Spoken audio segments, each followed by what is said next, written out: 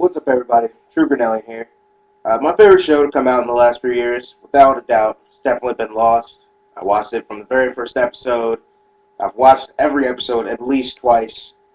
And it really bothers me. I've been hearing a lot that people really didn't like the final episode.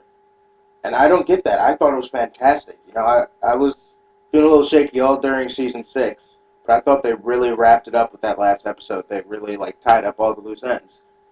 And I think that has a lot to do with my kind of unique look on, the whole story of the show and the whole point of it. I've shared this with a couple people, and they all really liked it. So I thought, I'd go ahead and record it and share it to the people of YouTube. So, to me, the basic thing about Lost is that it's all about, we always talked about fate versus free will, and I think they answered that in the last episode with it is fate. That everything repeats itself. You see that all throughout the series in the way that the characters always do the same things. Like people that hate Jack always hate Jack because he always makes that that stand up good guy decision, but he does it in kind of like a jerky, snobby way. So everyone's like, Jack. And Kate, you can always tell Kate to stay there and guard something, but she's going to follow you. She's always going to follow you. And that's what she does in the last episode, because that's what Kate always does. She bounces back and forth and she follows people. So, you've got things repeating like that. But the big repetition is that the big trio in the beginning, which is Jacob, the man in black, and Richard, were all replaced by the end of the show. Hurley became the new Jacob. Jack became the new smoke monster. I'll get back to that one. And Ben becomes the new Richard. So the way this comes about is that when Jack is fighting the smoke monster, the man in black, he has Desmond take the plug out of the island. When he takes that plug out, they both become mortal, both Jack and the man in black. Jack had become the Jacob of the island at that point, so he was immortal.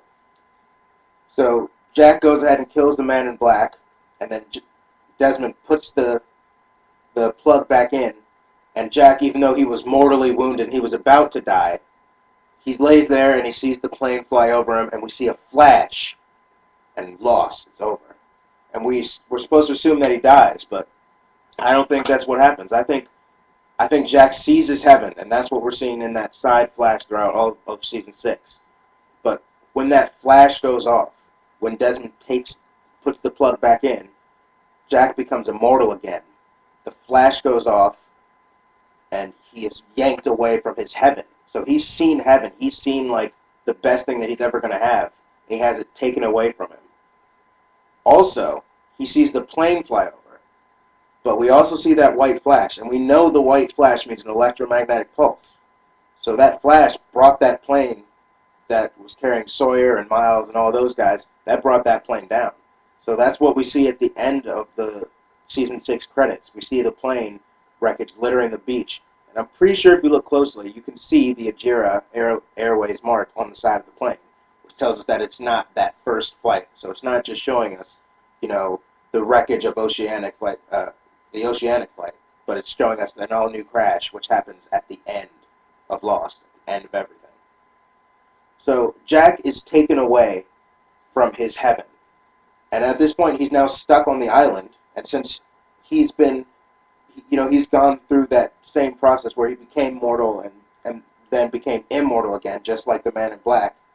And so I'm thinking that he's now imbued with those smoke monster powers, and he's trapped on the island, because I can totally see that interaction between him and Hurley, where he goes, well, Hurley, I sacrificed myself to try and save everyone. It didn't work, but, I gave up my life, and I want to be able to, either go back to the real world and have a life, or I want to be able to die and go to heaven and, have that amazing thing that I saw. And Hurley's just going to be like, sorry, dude, I can't do that. And that's perfect for Hurley. He's stubborn on the things he needs to be. But he's also kind of a nice guy, and he's got that kind of nice relationship with Jack, which we kind of see between between Jacob and the man in black. So we've recreated that same dynamic between Jack and Hurley that existed between Jacob and the man in black. And Ben, is just the man who's been around forever. He knows about the island. He's willing to do the dirty work, which is really what Richard did for Jacob. He was the one that went and uh, served as like the intermediary between Jacob and everybody else. So that's what we're going to see Ben as. And we've already seen that Ben is willing to do whatever he needs to protect the island, and he knows all the island secrets, just like Richard. So he fits into that role pretty nicely. So I don't think there are any major holes with that theory. I think it holds up pretty good, and I think it really explains what's going on in Lost and gives the last episode and the last season really a lot more meaning. So for me, it really helps to look at it that way. Let me know what you guys think. Let me know if you see any holes in it, because I haven't heard any yet, so I'd love to hear some feedback. All right, guys, it's True Grinnellian.